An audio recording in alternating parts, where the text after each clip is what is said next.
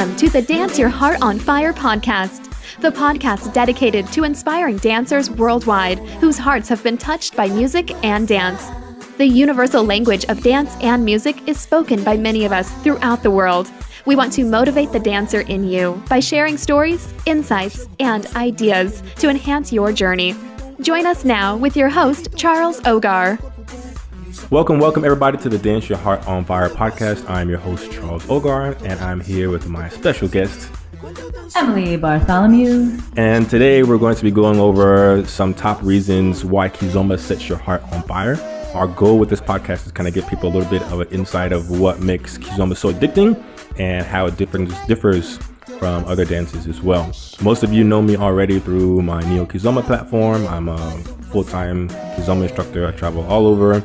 I'm teaching Kizomba in a lot of different places, but that's not what the podcast is about. But I'm very in love with the dance, and salsa was my first dance love, I should say for sure, because there's still a special place in my heart for salsa.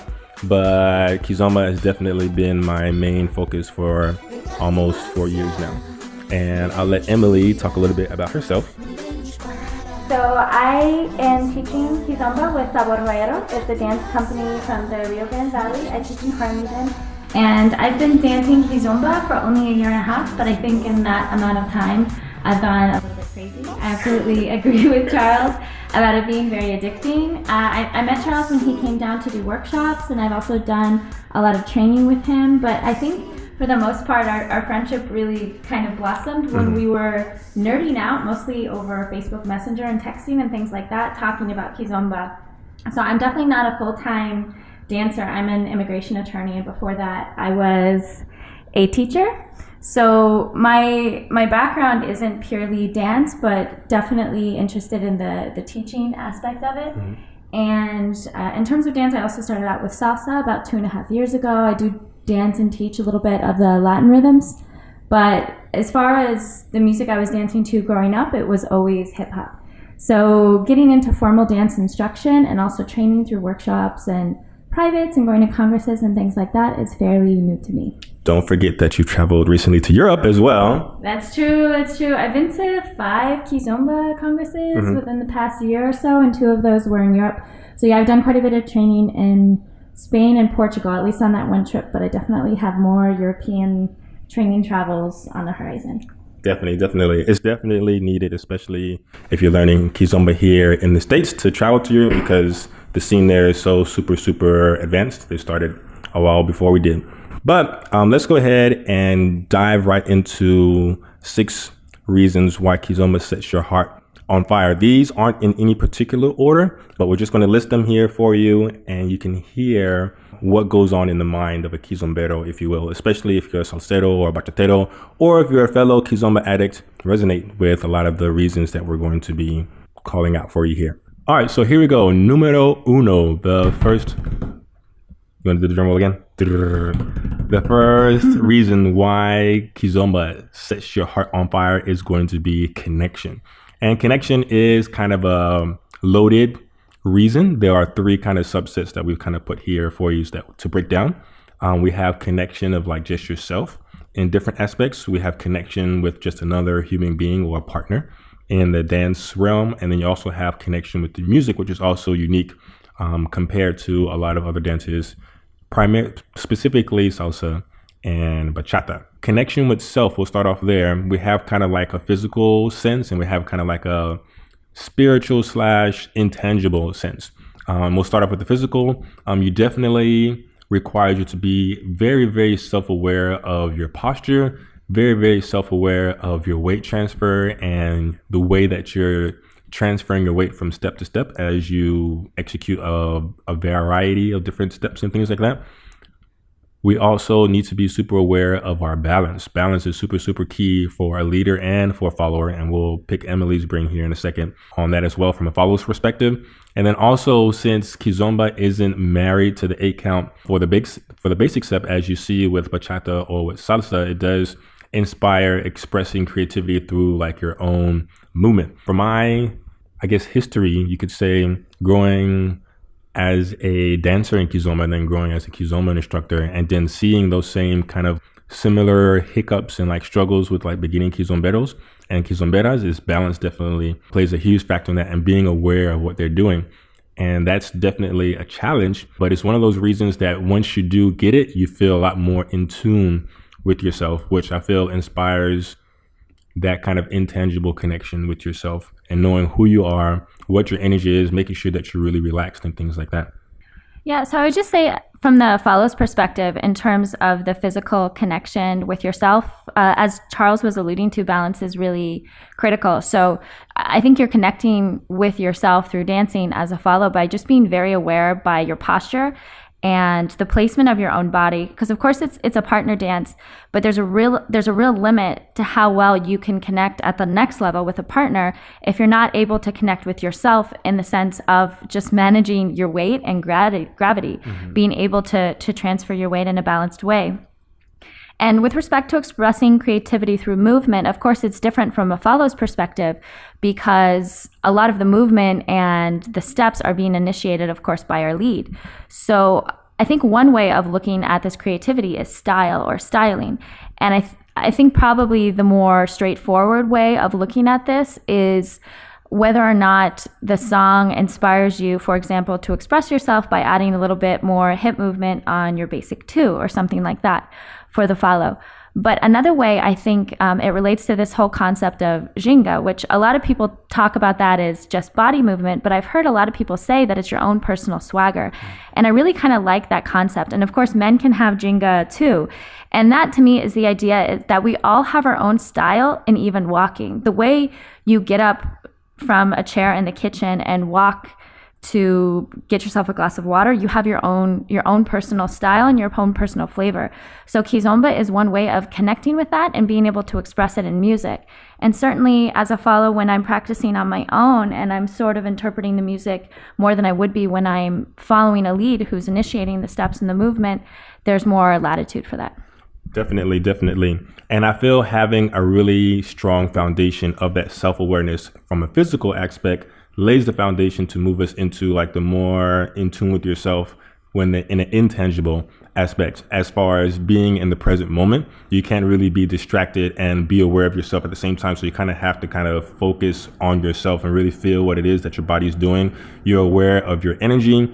And also, I found that it's also been a very safe medium to express sensuality in a respectful way for males and females with each other, which can be taboo if you start to like overlap too far into sexuality and like it being consensual and like really connecting with your partner versus like allowing the connection to kind of flourish into that realm of sensuality, if you will, versus just trying to like try it to force it like from the first step without even getting to know the person. There's a lot to go on with that. With me, it's definitely being like almost meditating with yourself, almost when you're dancing by yourself and like feeling where your step is going, where the weight is on your feet and things like that.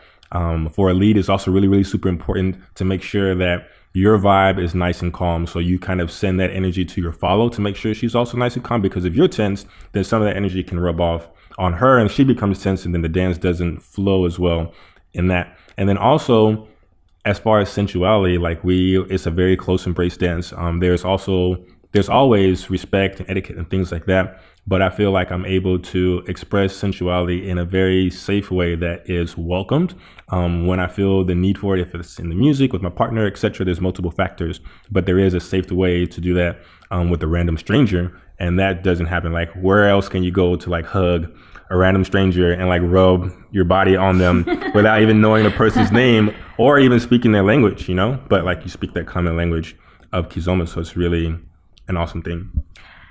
Yeah, and one of the things that I thought of in this context, I think we've talked about this before, is that if Charles had walked up to me in a bar, you know, and he was just a random guy, we didn't meet in the Kizomba context, I probably wouldn't feel comfortable or safe dancing in such a close way that Kizomba can often be danced. And, you know, I think as a woman, we're used to going out to bars and sort of feeling like if a man talks to us that he wants to get something, and that, for me at least, my guard is kind of up. But in the social dance context, I'd say generally, but in particular for Kizomba, because it certainly has the ability to be very sensual, it does feel more safe for me because I'm only saying yes or no to one dance. And then I know because of basically the social rules of dancing that I can politely decline in the future if I'm not comfortable with it. But it's really nice to be able to express my sensuality, which I think for many people, it's such a huge part of their personality. And I think for a lot of women I know in particular, they're really drawn to dance in general because it's a way to express your sensuality that isn't contextualized in a relationship or in the physicality of sex. And it's one way to enjoy music. Most definitely. So once we get that connection of self, then Kizomba's a partner dance, obviously. So we get to share that with another person. There are people who practice meditation on their own, but I've heard Kizomba be described as like meditation for two. You're kind of in that close embrace. I even heard a friend talk about how, if you guys are aware of what chakras are, like you have several chakras from another person in close proximity, and that kind of creates some spiritual connection or like intangible soul vibe connection. And then also, if we want to take a look at from like a scientific aspect, hugging a person for at least 20 seconds, we've seen several studies that talk about the release of oxytocin from your brain. And that also is kind of like the love hormone, I believe is what they call it, or the bonding hormone. Yeah, I think it's a bonding hormone. And what I've heard is that oxytocin is released for women, for example, when they're breastfeeding and also during orgasm. So it's I think the natural chemical property is that you tend to bond. For sure. So as far as connecting with a partner, I feel you can definitely appreciate the beauty of somebody's spirit and vibe, because in Kizomba, since it's danced so close, you're not really looking at the person that you're dancing with. You get to feel who you're dancing with. So it's very common to see follows close their eyes. And it's also common to see sometimes leads close their eyes. It can be a little tricky sometimes because they have to be aware of the floor craft and they can't be like bumper cars all over the place. But being able to appreciate the beauty of a woman close to you without necessarily seeing her with your eyes, I feel is something that's helped me kind of appreciate intimacy a lot more. And it's not something that's so visual. Of course, like you like to see sexy people in skimpy clothes and stuff like that. That's kind of normal. I think that's kind of human nature, but it's a different sense of appreciation of that beauty when you feel it from somebody's like spirit / vibe. Partner following is also like a really true lead and true follow dance, like you would see in tango and like in ballroom dancing. Like there's that pinnacle of it, like the follow doesn't back lead. And we'll talk about how Kizomba is like a magnifying glass to those kind of techniques. Another interesting concept that we found is like a lot of people who are into Kizomba also have a high score for physical touch, love languages. And if you haven't heard about the 5 languages, we'll get into that as well. I also feel like connecting with another person in today's day and age, like especially in the world of Facebook and Instagram and Snapchat, and we're so used to like staying in touch with each other digitally. Now I can really connect with somebody that I may or may not know, body to body, human to human. And that's pretty awesome as well. So Emily, let's go ahead and talk about your challenges that you faced as a follow compared to other dances that you danced in the past. I think the challenge of the follow is a major distinguishing characteristic for Kizomba versus other kinds of dances, in particular salsa and bachata was sort of my frame of reference. And that challenge is really something that inspired me to want to learn more Kizomba, because I wanted to improve and have great social dances. And so I think what is really challenging about the follow is that if I were to compare it to salsa, for example, if a cross body lead starts, I mean, there's only so many ways it can end. And you can almost tell by the way it's led within the first couple of counts. You know, maybe you're just going to go straight across. Maybe they're going to do a right turn. Maybe it's going to be a double turn. But basically when it starts, you know how it's going to end and you know what the tempo is going to be on every beat. Kizomba is very challenging because when a saída starts, I have no idea how it's going to end or if it will end. Mm-hmm. So a saída has 5 steps, and the way it can be led, it can be done on tempo, so you're just stepping on every beat, or it can be syncopated, so you're stepping on 1 and 2 and 3 and. It could be half time, so you're stepping on every 2 beats, or quarter time when you're transferring weight on every 4 beats. So there's really an unlimited amount of creativity that the lead can have. And as a follow, you really have to pay attention because you don't know if the steps are going to continue from the first step to the second step to the third step, or if it's going to go back, or if you're going to stop on step 3 of the saída and do something completely different. And something else in some of the more recent workshops that I've taken that has opened my mind a lot is this idea of following as actually following rather than guessing well. That's something Kayem was talking about when he came to Austin to give workshops. And it really forces me on a moment-to-moment basis to really be paying attention not only to the steps that are being led, but the tone. And basically my interpretation of the lead's interpretation of the song. And that has really helped my salsa and bachata follow a lot as well, to just be really paying attention. But it takes this certain amount of conscious energy that I also apply to meditation. So when I meditate, I'm trying not to actively think of different thoughts. I'm trying to keep my mind clear. And what it takes for me to continue meditating rather than entertain, my to-do list, for example, takes a certain amount of moment-to-moment concentration that I also have to apply to Kizomba in order to follow rather than guess well. Definitely. And for a leader's aspects, Emily was talking about all the variety that can occur during a saída, but all that is inspired from the lead. So lead not only has to be on the music, but according to the music, since your step doesn't have to start on the 1 count or anything like that, because it is 8 count music, that opens up a whole plethora. Like, you're not using the count of the music to dictate where you need to do or where you need to go. But in actuality, you just kind of keep a flow going more so than anything. I think like a first kind of basic step is just to kind of dance everything on tempo, but especially with the more modern / neo / urban music that does have a lot more musicality and like things in the music to play around with versus a more traditional song.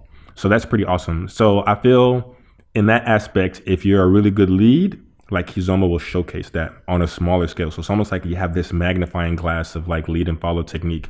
If you don't have any balance, it will show in Kizomba. If you don't have any body movement, it'll show in Kizomba. If you're not connecting to your partner and you're just focusing on patterns and not connecting with your partner, it will show in Kizomba. So it's really helping shine a light on all of these subtle nuances that are important in every social dance aspect. But I feel like highlighting that, like from the get-go with Kizomba, helps your salsa, your bachata, your West Coast swing, and things like that. Being in the present moment, all that is kind of like really, really, really important. Even going into like your posture and your frame, if you have bad posture or frame, that'll show in Kizomba, and it will limit what you're able to do on the dance floor as a follow or as a lead. Let's talk a little bit about love languages. So the 5 Love Languages is a book by the author Gary Chapman. We'll include a link to that as well. And there are 5 love languages total. First, well, they're not in any particular order, but for me, my first one is physical touch. Then words of affirmation. Then we have acts of service.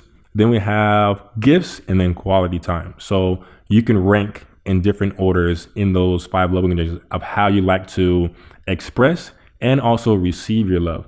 And this can be love from a brother to a sister. It can also be in a romantic sense, or also like with a family member or with your child. Like all that is kind of like love is love. But there's different types of love, but the book doesn't limit itself to just like romantic love. But I have this Facebook group called Kids Connection. I also put a link for that in Facebook where we talk about different topics. And one of the topics that I talked about was the 5 love languages. And mostly everybody that commented scored pretty high in the physical touch love language, which was really, really interesting. We'll be doing another podcast on that to kind of like give that some more due justice in that topic and kind of delve into that some more. But yeah, that's really interesting to see that as well. You have people who have similar love languages who might not even know it, kind of click with each other and kind of gravitate towards Kizomba, where somebody else who has a different type of love languages might not get called to Kizomba in a similar way, you know? Yeah, I think doing the love languages quiz, Charles was the one who told me about it, and mine top 2 is the exact same as his. I think you could get, on the particular quiz I took, there's 12 as the max, and I think I'm like 11 out of 12. I had 11. Yeah, and it makes sense, and it's something that really correlates well with why I think I'm so in love with it, is because the way I understand giving and receiving love, and certainly my family, I was just telling Charles after spending Christmas with my family that I noticed that we're, hugging and have our arms around each other and things like that a lot. And that's what Kizomba feels like, is a walking hug. And like the main thing is like you do feel love doing it. So why wouldn't you want to like dive into that arms wide open to like feel more and more loved, And that goes into like how some people in the dance scene are still single. That's another topic of like single people in the dance scene and how that correlates to like finding a way to kind of bridge that gap where you do feel loved without having to commit to a relationship. But that's a whole big can of worms on its own. Last thing with the partner is just That physical touch aspect kind of touches into like the digital age of what we're in right now. Like a lot of us do so much from our mobile phones to communicate with each other. And I feel like it's pretty awesome to like just turn off your cell phones, hug somebody for an extended period of time. I mean, in Kizomba, it's not uncommon to dance 5, 10, 15, 20 minutes. The particular partner, if it's a strictly Kizomba social where the songs are being mixed, where there's no end, that's really awesome. Just meditate and like really feel their presence and enjoy their energy. And it's not really in a sexual way, it's just more of a sensual, we're just kind of like feeding each other's, I guess, need for that kind of human connection, you know, because we are social creatures, you know. I mean, we touch each other, we give high fives, we slap each other on the butt, we do all kinds of stuff to express that we are kind of social. Some people more than others, depending on their upbringing, but I think that's pretty awesome that Kizomba opens that door for sure. The last thing for connection we want to talk about is just music. Music is not boxed into an 8 count, which I was talking about before, as far as like the leading aspect of Kizomba. There's so much freestyle ability. I guess the easiest thing to kind of paint a picture for you guys is like, imagine a hip hop dancer. And a hip hop dancer, hip hop songs are of course to the 8 count, but how often do you see them repeat moves if they're doing like a choreography or something like that? They dance to the 8 count, they dance to the bass, the beat, the breaks, the lyrics, like they're just engulfing and like swallowing the whole song and like really embodying that. And I feel like Kizomba opens up that in a partner dance kind of way. And we have our whole thoughts on dancing Kizomba to hip hop, but that's another conversation entirely. We are in favor, for the record. we're pro Kizomba to hip hop music. But yeah, the counts don't kind of box you in. So I know with me, especially having a strong salsa background, when I first started dancing Kizomba, it was really tough to kind of break out of that 8 count box and just kind of flow with the music and let that inspire the movement versus trying to like fit it into like an 8 count. So it was like nice and pretty. It doesn't have to be nice and pretty. And you see the same thing in Kizomba. You might see some of the same moves, but like they might not repeat. Or if it does repeat, it's for a reason, like because they're hearing something in the music or something like that. So that's really, really awesome. And that freestyle ability does tie into the challenge for the follow to like not expecting things, because let alone dancing with the same person, if you're dancing with 15, 20, 25 different leaders in a social tonight, that is a challenge in its own, you know? It is. And just on the subject of what it means to connect to the music for a follow, I think is different from the lead's perspective. So like a lot of girls, at least around in Texas, I both lead and follow. And the way I connect to the music is different in both contexts. So I would say the lead is really doing most of the interpretation of the music, because if you have 2 different people interpreting the music independently, that's a Kizomba shine happening while you're connected, and it doesn't really work. I think there has to be the sort of contract where one person is leading, so they're initiating the movement, so both people can dance together. And certainly men can follow and women can lead. It doesn't have to be the typical gender role thing. But what I found is that it can actually distract me if I'm trying to connect too much with the music as a follow, and I'm hearing something different than the lead is hearing, because it interferes with my ability to dance with him. So a really interesting experience that I had is that one of the best Kizomba dances I've ever had was to a song I didn't actually like, but it seemed at least that the person who was leading me really enjoyed the song, and it was wonderful. It was perfect, because I'm really focusing more on that connection with my partner when I'm following than I am with connecting with the music. That's pretty awesome to hear. And we talked about that in a recent video that we put on Facebook, just like there are certain songs, depending on your cultural background and your upbringing, that elevate you to this level of euphoria. For us here in the States, some of that is like hip hop R&B. Like I grew up listening to like Boyz II Men. What were we listening to before? 112, Missy Elliott, Busta Rhymes, TLC, SWV, if you want to go back, Mary J. Blige, that kind of thing. And you hear those songs, you're like, oh, it's going down on the dance floor, you know? It's like, but I mean, our parents did the same thing when we were growing up. Oh, it's an oldie song. We're like, yeah. So it's like, there's a generational gap in that as well. You kind of like have that nostalgic feel for music that you grew up with. And we've seen that same happiness with Angolan or Cape Verdean or Portuguese people who grew up with the song or just love a song or love that artist. Maybe they've seen that artist and things like that. And it kind of elevates them to that same euphoric level of happiness, which is pretty awesome.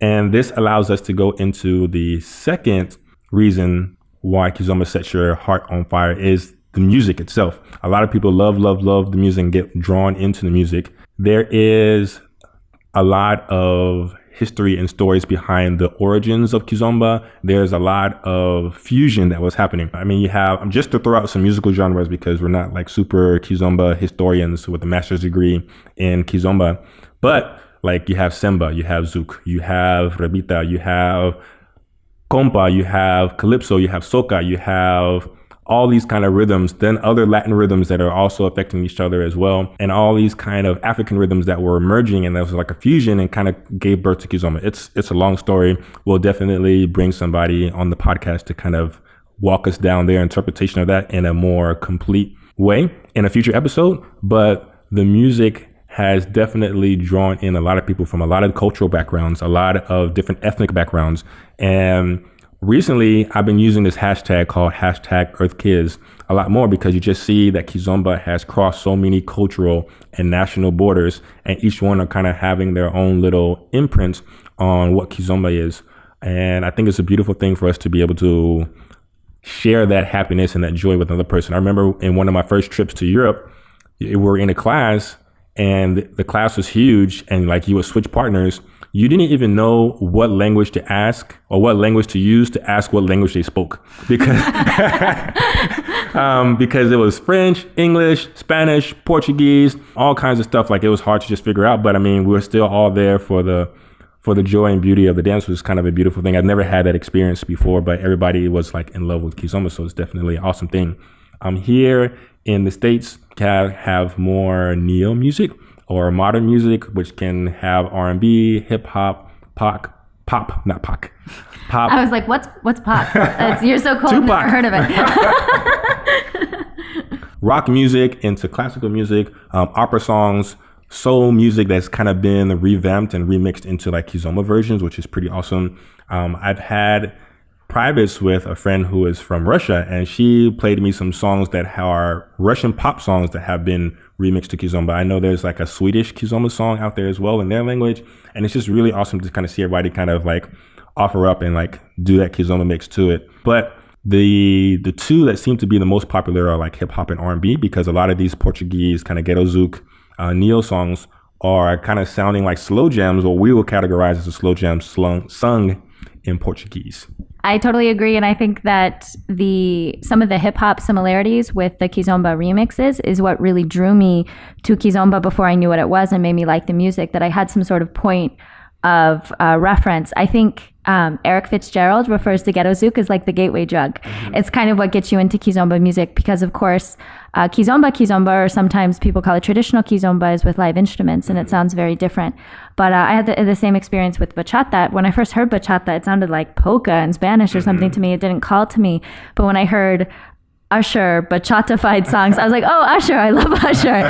And then I was listening to it, and not too long, after that I was listening to Aventura, and then I was like El Torito, Raulín, and all of these more traditional bachata artists. So I think one aspect of Kizomba that's so attractive is the music, and certainly being able to recognize genres that you've already been exposed to beforehand, perhaps, at least for me, opens up your mind to wanting to explore it more and then eventually dance it.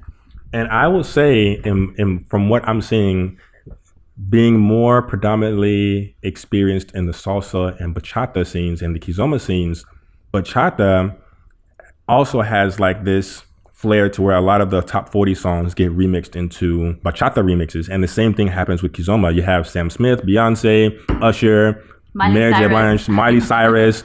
There's a Super Mario remix of a Tarashinha. I'll put a link for that in the episode. There's a Harlem Shake Tarashinha song. All this kind of stuff is spreading more and more, and like you really don't see a lot of other musical genres that have that variety and flexibility to encompass all these different separate musical genres and kind of like ties them all together loosely in a way, shape, or form. And it's kind of awesome. I know there's some other genres out there that I'm not that experienced with, but from my experience, that seems to be what's been really, really popular and helps draw new people into the scene as well to start dancing. Which brings us to our third reason why Kizomba sets your heart on fire is cultural fusion. I guess I want to start off this topic with people who have traveled or being exposed or maybe growing up with a kind of multi-ethnic cultural, multicultural kind of upbringing will kind of allow you to appreciate the differences of different cultures and the beauty of different cultures. And Kizomba is kind of that kind of glue that's gluing a lot of different cultures together. I talked about my experience in Madrid, my first Kizomba festival, and how you just met all these different people from all these different parts of the world. And even if you didn't understand, even if they didn't speak English, you could still kind of have fun with that person and kind of communicate through dance, which is kind of pretty awesome. And Kizomba in its purest form is a fusion of a lot of different rhythms. We can go into argument of like which rhythms really happen and which did that, but that's not the point of the podcast. But there was a fusion. There are a lot of different stories out there. The more you start to investigate and search and things like that along your Kizomba journey, that'll definitely start to provide more and more insight into that. There's a lot of beautiful culture and history with Angola and Cape Verde and Portugal and how they all kind of are interlinked to each other and the history behind that. But that cultural fusion of being able to dance and listen to songs that aren't necessarily your own that you grew up with, but you still find the beauty in them. And that can happen with salsa and bachata as well. But I feel like with Kizomba, it's definitely a lot more multicultural than say salsa, because salsa, you have like maybe Puerto Rico, Colombia, and there's like a couple of other countries that are like really heavy salsa figures, but it's still under the scope of Latin. But with the African, you have like African, Caribbean, you have all these different subsets. I feel like you meet more international people in that regard through Kizomba, more so than you would in other dances, depending on where you live. So a really interesting experience I had was going to this workshop called Kizomba DNA, I believe was the name, and DJ Carlos Pedro, who's Angolan, was giving this workshop at the Like Festival in Lisbon, which was this past September. And something that he said was that when Kizomba, as we know it today, was being crystallized, a lot of Latin music was extremely popular in Angola, and that wasn't without influence. That a lot of the musicians who were making music and a lot of people who were dancing Kizomba were listening to merengue, salsa, and other Latin rhythms like that. And another thing that he mentioned is that Angolans will dance Kizomba to whichever kind of music is playing, and that could be something like salsa or merengue. So sort of my takeaway is that this fusion, cultural fusion aspect of it isn't necessarily new and is arguably something that's definitional, that what Kizomba is to now involved influences from different cultures and from different musical genres. And I also think the way that Kizomba has been marketed here in the US, and I guess in Europe as well, is through congresses in the Latin dance world, so salsa, bachata congresses and things like that.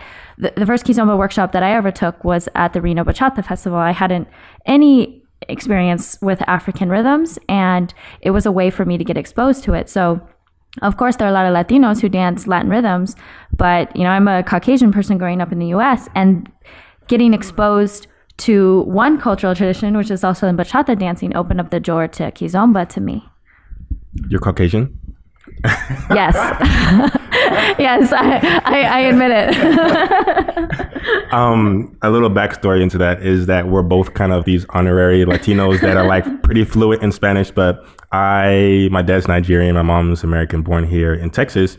And Emily grew up in... I grew up in Northern California, and I'm an American of the Western and Northern European persuasion. Yeah, and we both love Spanish. We both love salsa and bachata. We both speak the language fluently. So I guess it's only a matter of time before we actually learn Portuguese as well, yeah?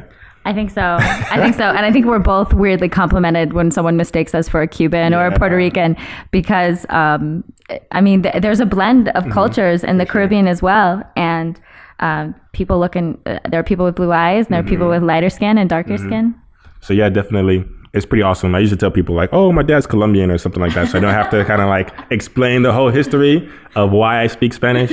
But I started learning it in high school, and that's what sparked it for me. And then I started learning salsa, learning the songs, and dating some Hispanic women / Latin women. We won't get into that, but that's a whole nother history into itself.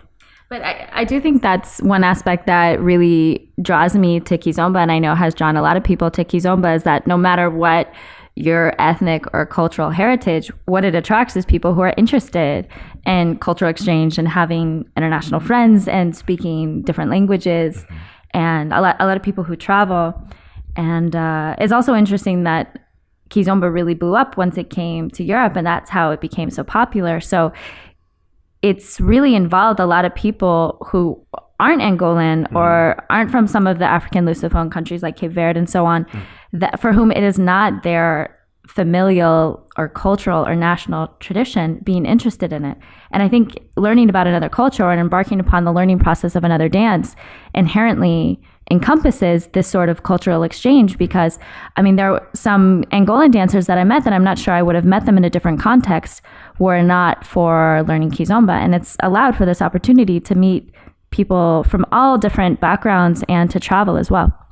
Definitely. And even as a Kizomba instructor, like I've gotten the chance to like teach Kizomba in Mexico, in Canada. I've been to France. I'll be in Sweden in February. And then like I've never traveled so much in my life, but it's all thanks to Kizomba. And I've come across people with all kind of like different cultural backgrounds and things like that. And it's a beautiful thing. You just kind of like feel like you're connecting with the human race, you know? And I feel like the more traveled you are, the more you are open to sharing and experiencing and respecting other cultural differences and similarities, and see where there is some overlap, and like, isn't that interesting? What caused that overlap? And like things like that. So on that note, that will be the part 1 of the 6 reasons why Kizomba sets your heart on fire. We'll do this next podcast encompassing the next 3 reasons for the sake of the length of the podcast. So I'm pretty sure you guys have other things you need to do in the day, but we definitely appreciate you guys listening, and stay tuned. Be sure to subscribe to the podcast to be updated. This podcast is going to encompass a lot of different topics, not just related to Kizomba, but just dance and like life dancing in general. So definitely stay tuned. Thanks for listening, and we'll see you in the next episode. Bye-bye. Ciao.